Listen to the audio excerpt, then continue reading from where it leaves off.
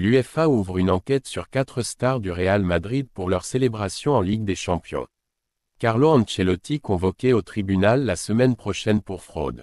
Une star du Real Madrid absente à l'entraînement avant le choc face à Leganés. Ancelotti se prononce sur Vinicius, Courtois, Ceballos, Tchouaméni, Tebas, le Barça et le Brésil. Avant de commencer, si vous êtes un fan du Real Madrid, dites-nous ce que vous en pensez des performances récentes des Merengues, laissez vos pronostics sur le match du Real Madrid contre Leganés, et n'oubliez pas de liker et de vous abonner à la chaîne pour ne rien manquer des nouvelles actualités du club. Merci pour le soutien. Le Real Madrid a vécu une nuit d'extase au Metropolitano après avoir éliminé son rival, l'Atlético de Madrid, au tir au but lors des huitièmes de finale de la Ligue des Champions. C'est Antonio Rüdiger qui a offert la qualification aux siens en inscrivant le tir décisif, déclenchant des célébrations euphoriques. Cependant, ces festivités ont peut-être dépassé les limites, ce qui a poussé l'UEFA à ouvrir une enquête. L'instance dirigeante du football européen a en effet lancé des investigations sur le comportement de 3 joueurs madrilènes après le coup de sifflet final, selon les informations rapportées par Sport. Parmi eux, Antonio Rüdiger est particulièrement visé pour un geste polémique, alors que les joueurs du Real Madrid célébraient devant leur section de supporters et face à certains fans de l'Atlético quittant le stade, l'Allemand aurait mimé un geste d'égorgement, une action perçue comme provocatrice. Kylian Mbappé est également dans le viseur de l'UEFA pour une gestuelle inappropriée. L'attaquant français est accusé d'avoir effectué un geste en touchant ses parties génitales en direction du public local. De son côté, Vinicius Junior aurait eu des altercations avec la foule, à la fois pendant et après la rencontre. Quant à Dani Ceballos, les raisons exactes de son éventuelle sanction ne sont pas encore connues, mais il pourrait lui aussi être épinglé pour son comportement. Ce n'est pas la première fois que l'UEFA prend des mesures disciplinaires pour ce type de gestes controversés. Dans le passé, Cristiano Ronaldo et Diego Simeone avaient été sanctionnés pour des actes similaires, écopant d'amende. Plus récemment, Jude Bellingham avait été condamné à une amende de 30 000 € et à un match de suspension avec sursis pour un geste jugé déplacé lors de l'Euro 2024 avec l'équipe d'Angleterre. D'ailleurs, lors des célébrations houleuses au Metropolitano, Bellingham s'est aussi retrouvé au centre de l'attention. Il a notamment été vu en train d'esquiver un projectile lancé depuis les tribunes des supporters de l'Atlético. Pour l'instant, aucune date n'a été annoncée pour la résolution de cette affaire. Toutefois, les joueurs du Real Madrid risquent une suspension, ce qui pourrait être un énorme coup dur pour l'équipe alors qu'elle s'apprête à affronter Arsenal en quart de finale, avec un match aller programmé le 8 avril. Cependant, compte tenu des précédents, notamment celui de Bellingham, il semble peu probable que l'UEFA aille jusqu'à interdire les joueurs madrilènes de disputer les prochains matchs de Ligue des Champions, une décision qui provoquerait certainement une vive controverse. L'entraîneur du Real Madrid, Carlo Ancelotti, sera jugé la semaine prochaine pour des accusations de fraude fiscale. Le parquet l'accuse d'avoir évité de payer plus d'1 million d'euros d'impôts, une allégation que l'Italien conteste fermement. Il est déterminé à se défendre contre ces accusations qu'il juge infondées. Selon les informations rapportées par Sport, l'accusation affirme qu'Ancelotti aurait intentionnellement fourni des informations erronées au fisc espagnol afin d'échapper au paiement d'un total de 1,062 million d'euros d'impôts sur le revenu en 2014 et 2015.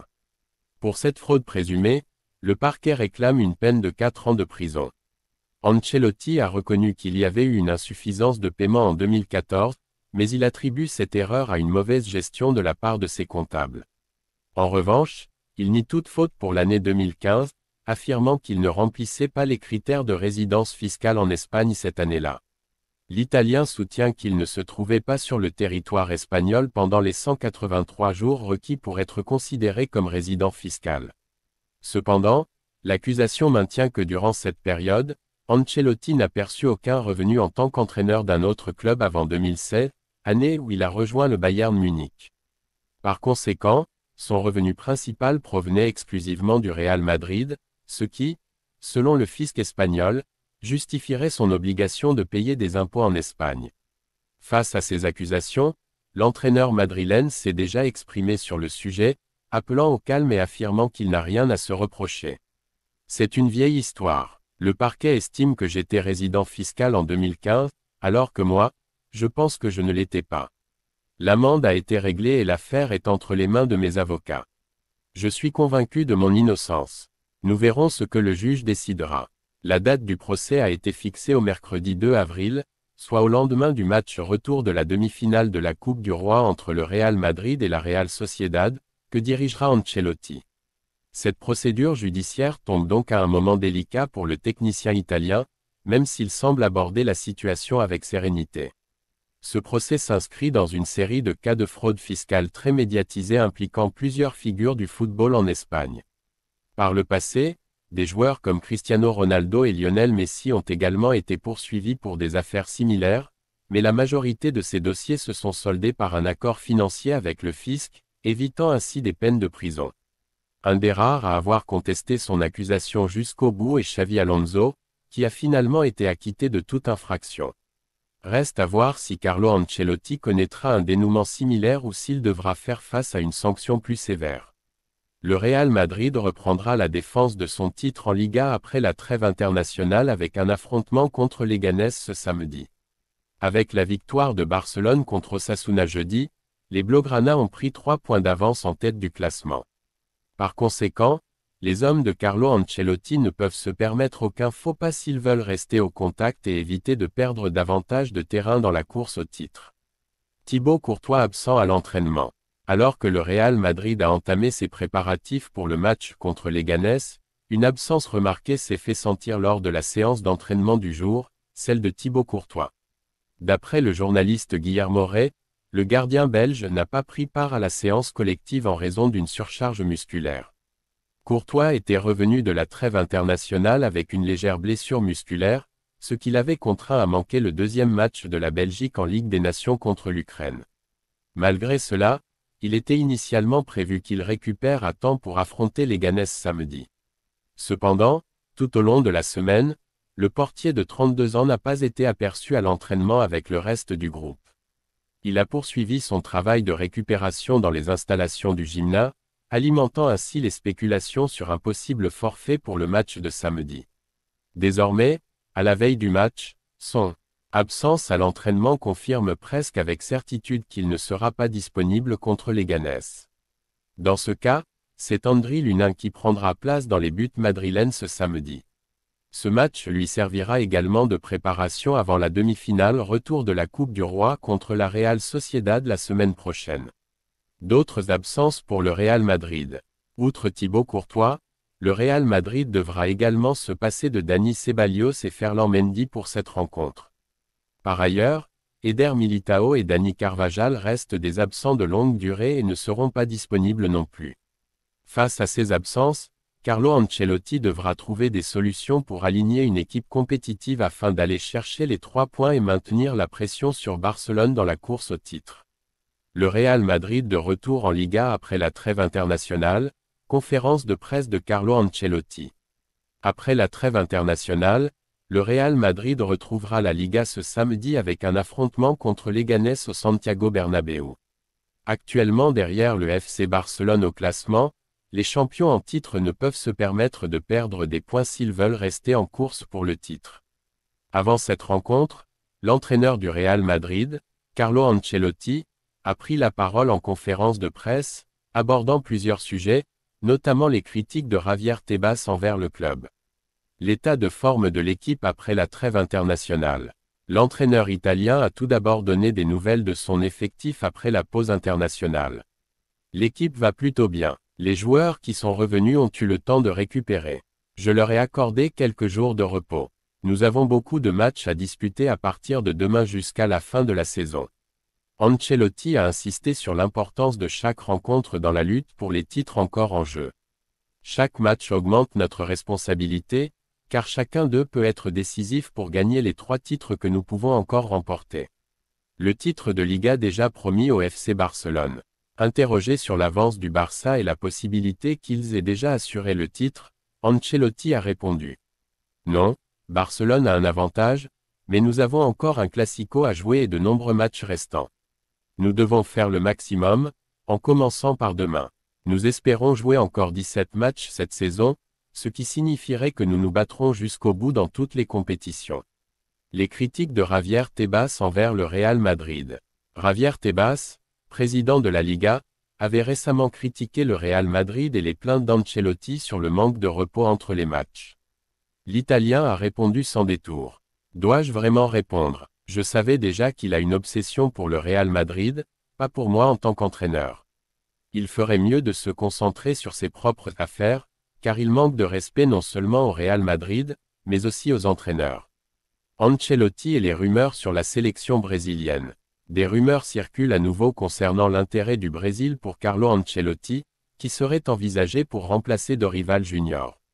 L'ancienne légende madrilène et brésilienne Ronaldo a même déclaré avoir tenté de convaincre Ancelotti de prendre la tête de la Seleção. À cette affirmation, l'Italien a répondu: « Je ne me souviens pas d'avoir parlé de ça avec Ronaldo. » Lorsqu'on lui a demandé s'il souhaitait poursuivre avec le Real Madrid malgré ces rumeurs, il a clarifié sa position. « Mon contrat est clair. Je n'ai rien à ajouter à ce sujet.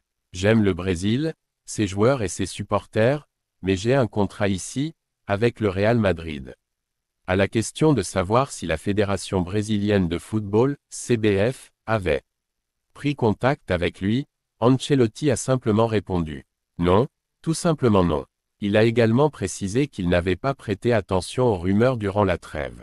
« J'ai passé un très bon moment. Je suis allé en Italie voir mes arrière-grands-parents, et j'ai adoré. Heureusement, je n'ai pas lu toutes ces spéculations.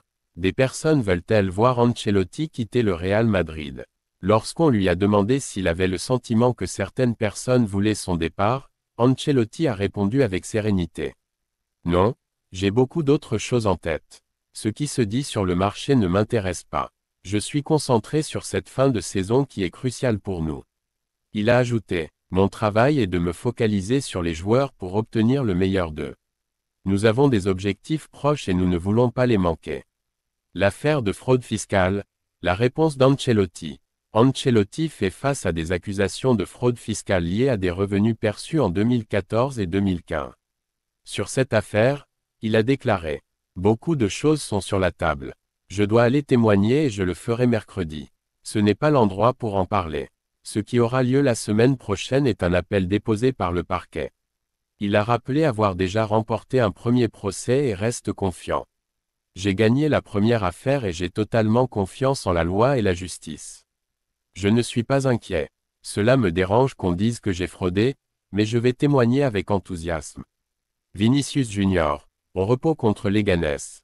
Ancelotti a laissé planer le doute sur la titularisation de Vinicius Junior. « Nous verrons bien. Il est revenu en bonne condition. J'ai la possibilité de faire tourner l'équipe. Vous verrez la composition demain. Le bon état de forme de Tchouaméni et les blessures dans l'effectif. » Concernant Aurélien Tchouaméni, Ancelotti a salué ses performances récentes. « Pour Tchouaméni, c'est la même chose que pour les autres. Nous avons un effectif assez complet. Nous allons bientôt récupérer Ceballos et Mendy, et ils pourront être inclus dans les rotations que nous allons effectuer lors des prochains matchs. » Le retour de Courtois, Mendy et Ceballos. L'entraîneur madrilène a également donné des précisions sur la date de retour de certains joueurs. Courtois a un petit souci, mais il pourra se remettre en quelques jours. Nous espérons récupérer Mendy et Ceballos pour le quart de finale aller de la Ligue des Champions contre Arsenal. L'enquête de l'UEFA sur les célébrations contre l'Atlético de Madrid. L'UEFA a ouvert une enquête sur les célébrations des joueurs madrilènes après leur victoire contre l'Atlético en Ligue des Champions. À ce sujet, Ancelotti a répondu: « Nous avons confiance en l'UEFA. Nous pensons que tout a été fait correctement. Nous attendons leur décision, mais nous sommes sereins. » Les plaintes de Barcelone concernant le calendrier des matchs.